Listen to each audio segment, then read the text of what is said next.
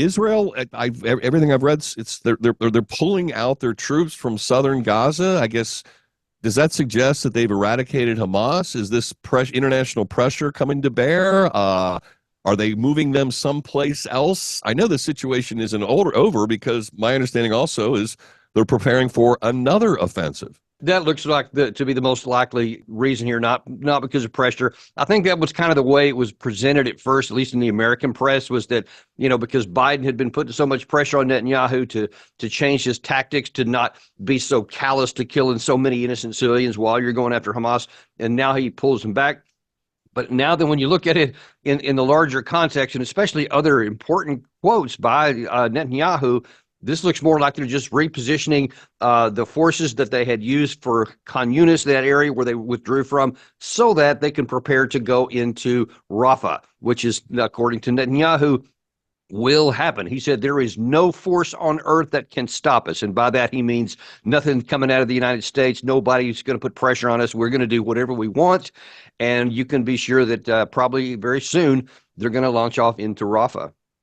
And does that suggest a very comparable situation to what we saw when they went into Gaza initially? I mean, of course, loss of human life can't be understated, but very difficult situation. I mean, you and I have talked about kicking indoors in Fallujah before, but they had this massive operation to try to ferret out Hamas and eradicate them from within the general population. It's going to be another one of those types of efforts. Is that what we're expecting? Well, so you said the right word there in terms of how we operated, ferret out, which means you try to go in and find the guys that you identified as the enemy, and then you protect the population. You protect the civilian infrastructure to the maximum extent that you can. That does not appear to be how Israel is operating. They're using a number of AI programs which don't even have humans in the loop, which significantly raises the number of civilians that are killed in the process, because they seem to be a very low priority for Israel, where they were the number one priority. The people, protecting the people, was our number one priority. That doesn't appear to be on the list for Israel, just looked at based on how they're actually operating. The big problem, well, there's many, but one of the major problems with this Rafah operation is that if they go in without having first removed the civilian population, you're talking over 1 million people, then the casualty count is going to explode, probably more higher concentration than anywhere else, because the concentration of people is higher than before. The problem for Israel, where do you send them? Where are you going to put 1 million people? You just saw those pictures from Khan Yunis where they withdrew from. There's nowhere to go there. It is completely and utterly destroyed. It literally looks like a nuclear bomb went off. It's incredible, the level of destruction, and that's what awaits Rafah. That's what's coming there too. So you can see why the casualties would be so high, and I just don't know how Israel does this without losing what's left of the Western support that they have. Well, and they are losing Western support. My understanding is we were considering, cutting off aid to Israel. I know we give them arms and all types of, we write checks to literally every country in the globe, it seems, sir. But cutting off aid to Israel, I have read in sort of more conservative leaning sites that somehow this is going to jeopardize our international standing with our friends, our current friends in NATO and otherwise, that we can't be counted on anymore.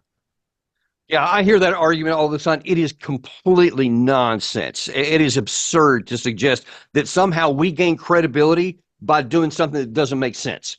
By saying, yes, because the government of Israel has taken a path down here and has chosen a policy option that is completely contradictory to American values, i.e. valuing the lives of civilians and innocent people, that somehow not doing that is going to harm our credibility is absurd. It's the opposite. Our credibility will be shot if we continue to do this kind of stuff. And I assure you, there is far more damage to our credibility and reputation around the world from what's been going on so far than even theoretically if we do something that makes sense and stop supporting that. The other thing that we have seen unfold, and it kind of shocks me to a certain degree, the number of people who are expressing pro-Hamas attitudes, and sort of as a corollary to that, and I understand people want a Palestinian state. A lot of people think that Israel has no right to exist. It's a whole cloth creation, 1948.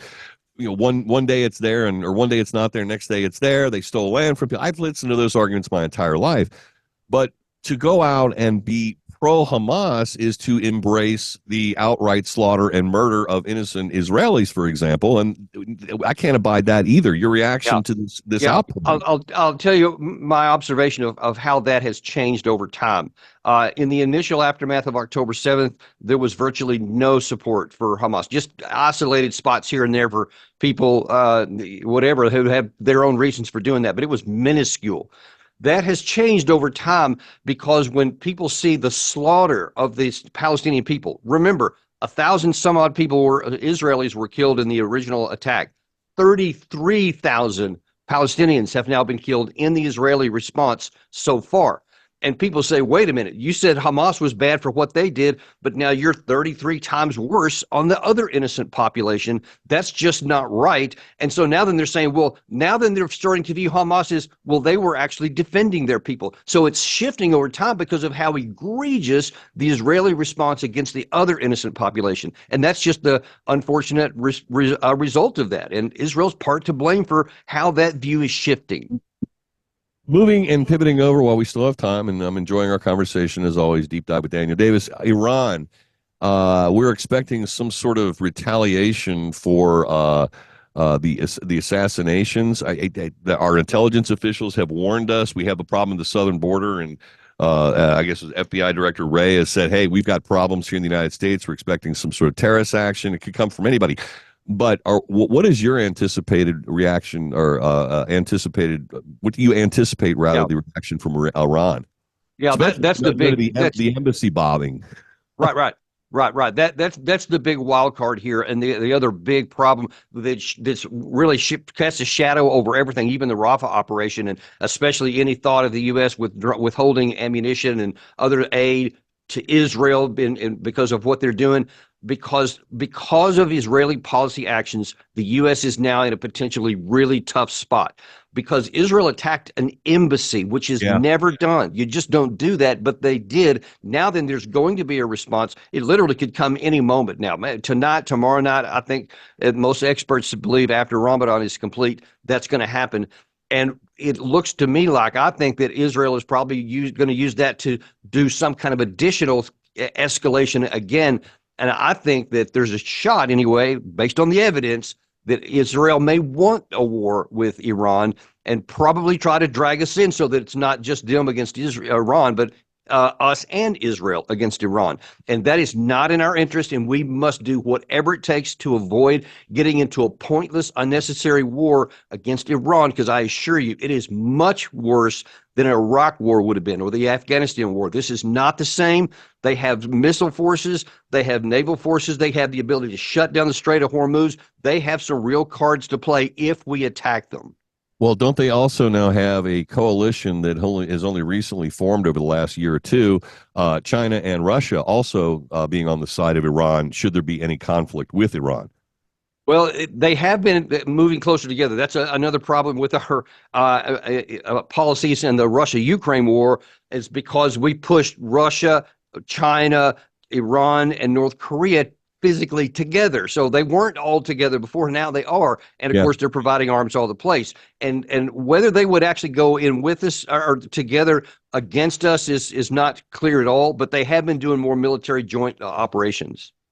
Do we have a defense obligation with Israel? I know we have, for example, if a NATO country were to be attacked, then we would come to their aid based upon our treaty obligations. Do we have a similar relationship with Israel? We don't. And in fact, I've been making that argument since the war began here, that if that should expand, look, Israel has already had wars before, the 1967 war, the 1973 war. We didn't go in and help them either time then. They handled it. If they get into a war with Iran because of their actions, they can handle it. And we need to make sure that everybody understands, if a war of their choosing and of their initiation starts, then it's going to be a war they're going to fight on their own, not with us. Proxy war, though, won't it be? I mean, we did help Israel out in their prior conflicts by providing them with arms, much in the same way we provided Ukraine up until recently. Right. That's going on right now. But I'm saying that we need to stay out of active participation and going in with Israel to bomb Iran, which many in the U.S. are screaming for. I don't know why they love war so much, but there are many who say we should. Oh, could we only have a break from war?